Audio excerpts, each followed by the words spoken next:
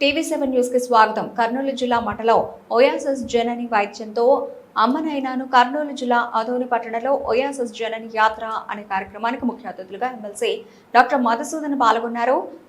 సందర్భంగా ఏర్పాటు చేసిన మీడియా సమావేశంలో మాట్లాడుతూ పిల్లలు పుట్టకపోవడం చాలా కారణాల వల్ల జరుగుతోంది. ముఖ్యంగా యువత చెడు వ్యసనాలు, మారిన ఆహారపు అలవాట్లు, సెల్ ఫోన్ల వాడకం, ల్యాప్టాప్లు వాడడం, కానీ వృత్తిరీత్యా మోటార్ నడపడం ద్వారా వేడి ప్రదేశాలు పనిచేయడం వల్ల యువకుల చదువు, ఉద్యోగాలు కారణంతో సరైన వయసులో వివాహం కాకపోవడం వల్ల సంతాన ఉత్పత్తి శక్తి సన్నగిల్లుతోంది. పెళ్లైన సంవత్సరంలో పిల్లలు కలగకపోతే మీరు ఇటువంటి సంతాన సాఫల్య కేంద్రాలను సంప్రదించాలని కోరారు.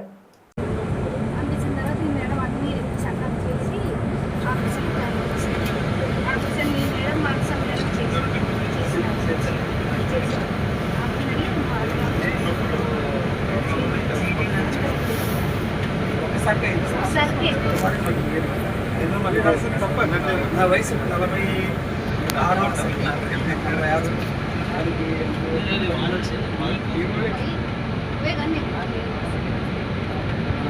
46 వేరే హాస్పిటల్ చూపించినాము. అదొక చూపించినాము. ఆ మేడం నుండి ఆశా మేడం పంపించినది. ఒక్కసారి ఏం లేదు, ఇప్పుడు నా 17వ తారీఖు వచ్చి 5 నెలల ఒక్కసారి చేశాను. నాకు ఏం లేదు, ఏమో మాకు దేవుడు కనిపించిన దేవుడు ఏమో కదా.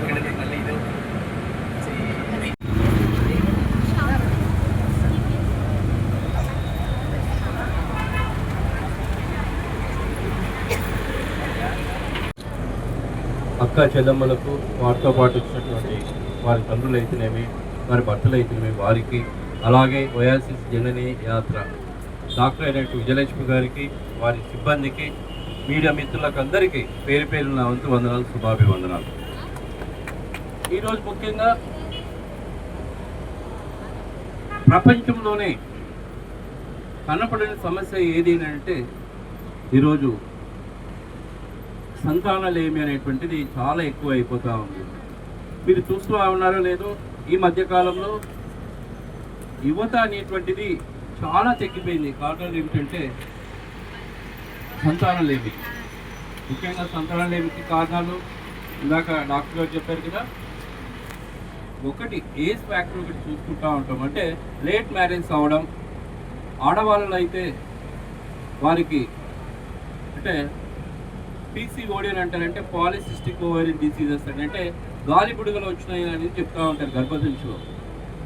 మూడో పాయింట్గా తీసుకుంటే ఈ రోజున అబ్బాయిల్లో హ్యాబిట్స్, వాళ్ళకు ఉండేటువంటి హ్యాబిట్స్ అంటే గుట్కా తినడం అయితేనేమి, ఆల్కహాల్ తీసుకోవడం అయితేనేమి, సిగరెట్ తీసుకోవడం అయితేనేమి, లేదా వృత్తిరీత్యా అంటే వాళ్ళు ట్రక్ డ్రైవర్స్ అయినారనుకోండి, ఆ ట్రక్ డ్రైవర్స్ ఆ హీట్ నుంచి కూడా స్పర్మ్ ప్రొటెక్షన్ తగ్గిపోతూ ఉంటుంది.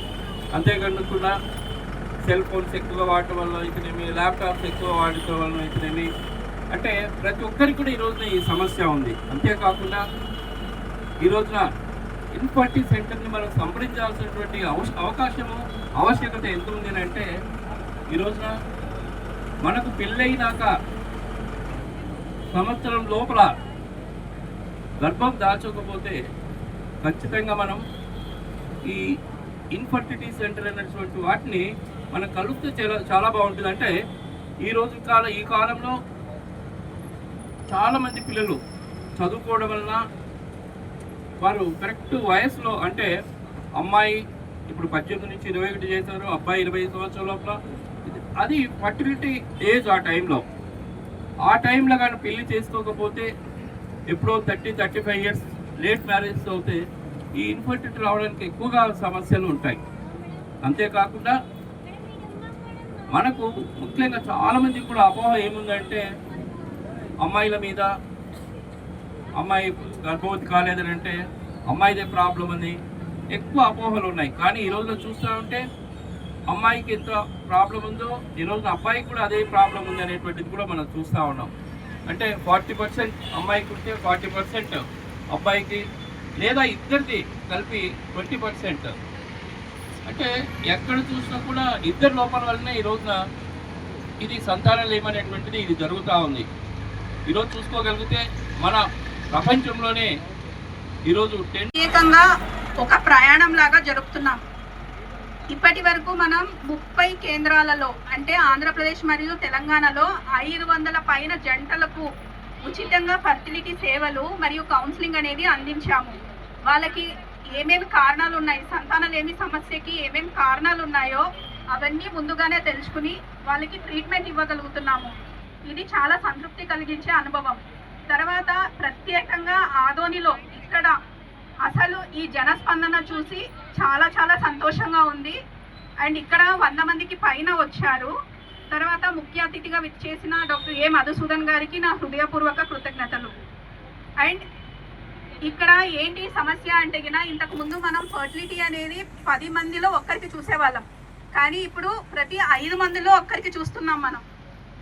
సో చాలా మంది ఏంటంటే పల్లెటూరులో మెయిన్గా అంటే ముఖ్య పట్టణాలు కాదు, పల్లెటూరులో ఉన్న వాళ్ళంతా సెంటర్కి రాలేరు, ఫర్టిలిటీ సెంటర్కి. అండ్ ఇట్లాంటి ఒక సెంటర్ ఉంది అని కూడా చాలా మందికి తెలియదు. అందుకే మేము ఈ జనని యాత్ర ద్వారా మీ వద్దకే అంటే మీ ఇంటి వద్దకే మా అత్యాధునిక ఫర్టిలిటీ చికిత్సలను మీకు అందించడానికే మేము ఇక్కడికి వచ్చున్నాం. సరేనా?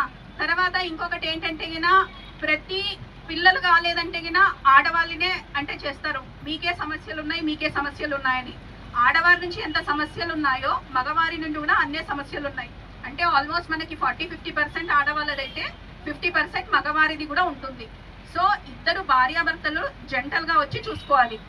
ఇంతకుముందు మనం చాలా అంటే వేరే పట్టణాలకు వెళ్ళే వాళ్ళం, బెంగళూరు, హైదరాబాద్ అట్లా వెళ్ళే వాళ్ళం ఇది చూసుకోవాలంటే. ఇప్పుడు మనకు కర్నూలులోనే ఈ ఓయాసిస్ ఫర్టిలిటీ సెంటర్ ఉంది. మనకి ఏ విధమైన అత్యాధునిక ట్రీట్మెంట్స్ అన్నీ ఇక్కడ ఉన్నాయి. అంటే ఫ్రీక్వెంట్గా మనకి అబార్షన్స్ అవుతున్నాయి, మేనరికం ఉంది, అంటే మంచిగా ఉండే పిల్లలు పుట్టట్లేదు, వాళ్ళలో వెంగతనం అట్లేమైనా ఉంది, అట్లాంటి ట్రీట్మెంట్లు ఉంటాయి. తర్వాత ఫర్టిలిటీ ప్రిజర్వేషన్, చాలా మంది ఈ మధ్య చదువుకోవాలని చెప్పి పెళ్ళిళ్ళన్నీ లేటుగా అవుతున్నాయి. సో వాళ్ళల్లో అండాల సంఖ్య తక్కువ అవుతుంది, మగవారిలో కణాల సంఖ్య తక్కువ అవుతుంది. కొంతమంది టీచర్స్ ఉంటారు, వేరే బయట అంటే బ్యాంక్ వాళ్ళు వేరే చోట పని చేస్తుంటారు.